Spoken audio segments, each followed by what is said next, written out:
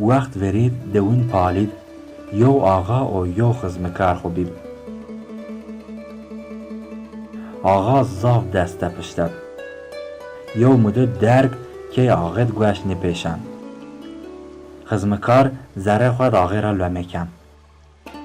وون ای که یو میمان گروه بومینی ما بینه گوشت بویردین. یو مدو درگ دیرن یو شیخ روز گیان بن میمان آغی.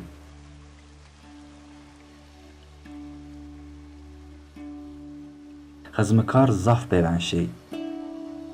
آقا جاد کرد ارزن پی میلیو کاویر.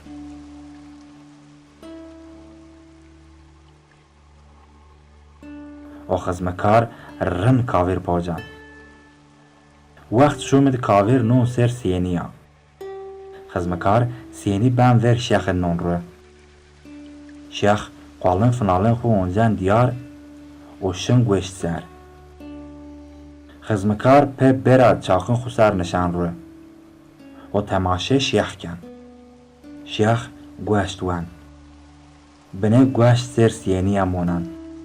خزمکار دعای کن و وون خما بکت نیشک پیوره گوشت بویر. شیخ بنه آرسان رای نشان سر گوشت. وون پرو پیی وردش سنت.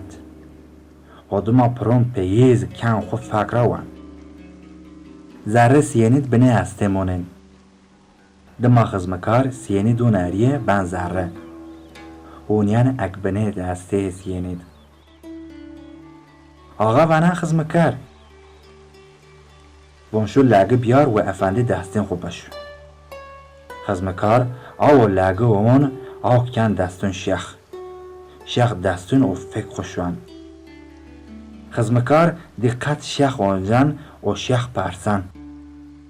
وون بکن نومه تو چطو؟ خزمکار وون نومه فارس. شیخ وون الله الله ان نومه از همه ها اشنوان. خزمکار وون از وجه نومه سنت تمیزی کوین. شیخ اوجاد فهم کن. تیم خزمکار گوشتد من.